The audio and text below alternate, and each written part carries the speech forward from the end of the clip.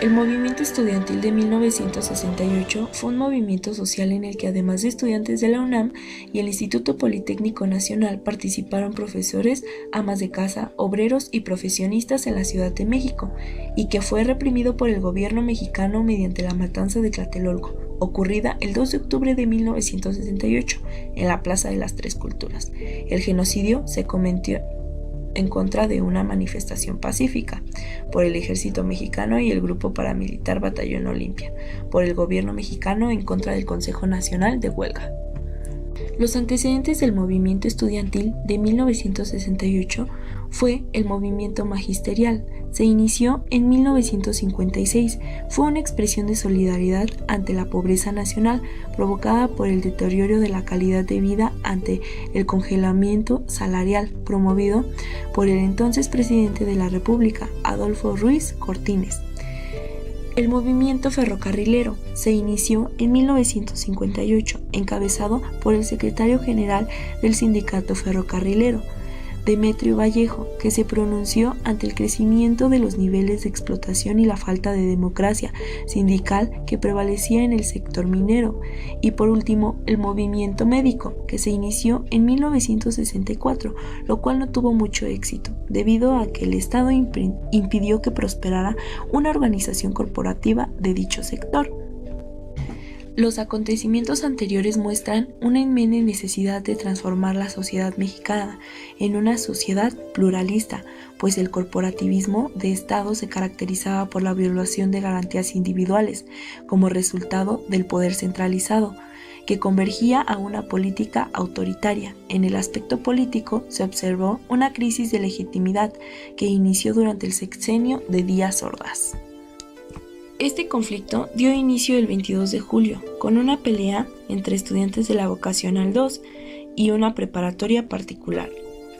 Los anuncios luminosos mostraban los aros olímpicos muy junto de la Paloma de la Paz, mientras cientos de estudiantes eran detenidos, golpeados, encarcelados y en muchas ocasiones asesinados o simplemente desaparecidos.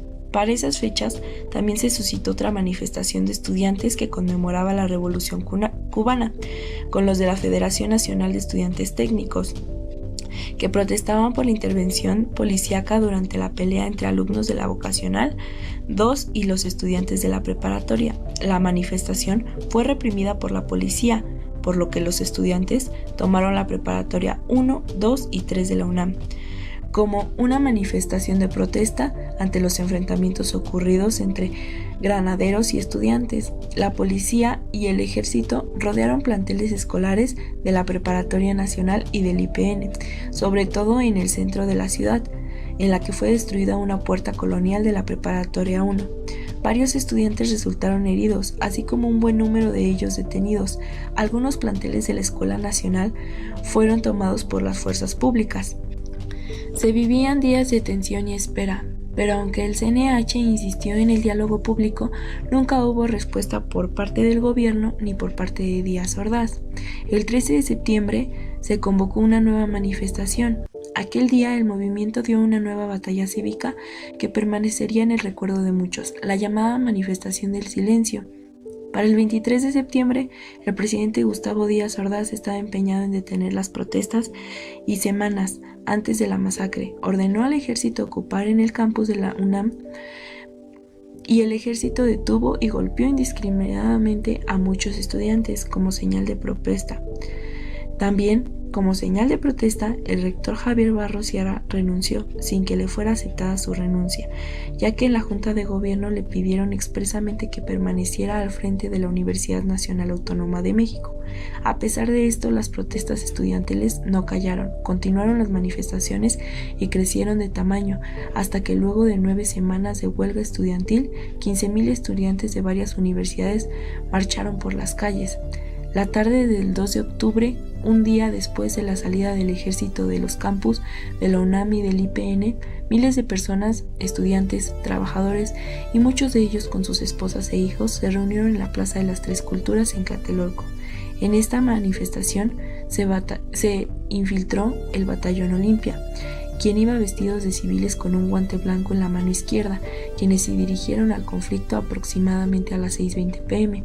Cuando los helicópteros vigilaban la multitud desde el aire, es entonces cuando aparecieron unas luces de bengala como señal para que los francotiradores del batallón Olimpia, apostados en el edificio Chihuahua, abrieran fuego en contra de las manifestantes y militares que resguardaban el lugar, y en ese preciso momento empezó la balacera. Esto último fue una tragedia de este grupo premilitar creado por el gobierno mexicano para infiltrarse y detener a los manifestantes y hacer creer que los estudiantes eran los agresores. Los militares, en su intento de defenderse, repelieron a las agresiones de los estudiantes. Pero ante la confusión, los disparos no se fueron dirigidos contra sus agresores, sino hacia la multitud de manifestantes que se encontraban en la plaza de Tlatelolco. En breve, una masacre de cuerpos cubría toda la superficie de la plaza. La masacre continuó durante la noche. Los soldados allanaron los edificios de apartamentos adyacentes de la plaza. Testigos de los hechos aseguran que los cuerpos fueron sacados en camiones de basura. Los medios de difusión de todo el mundo publicaron la noticia que se había registrado, el choque más sangriento entre los estudiantes y las tropas de gobierno. Este suceso resume que lo que provocó la matanza de los estudiantes el 2 de octubre de 1968 fue la intolerancia del gobierno de Gustavo Díaz Ordaz. Como consecuencias, se trajo la apertura democrática, que se intentó proyectar a la sociedad la imagen de un gobierno no tan opresivo como el que se manifestó durante la presencia de Díaz Ordaz. Sin embargo, ya era imposible controlar todas las guerras urbanas y rurales que se habían formado. A finales del 71 se presentó un proyecto de reforma electoral que dio origen a la nueva Ley Federal Electoral, promulgada a principios del año siguiente y que proponía cambios.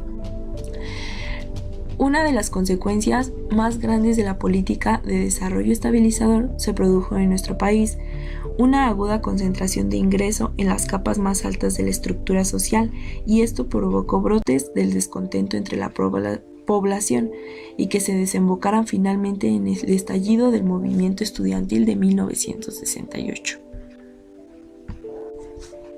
Conclusiones.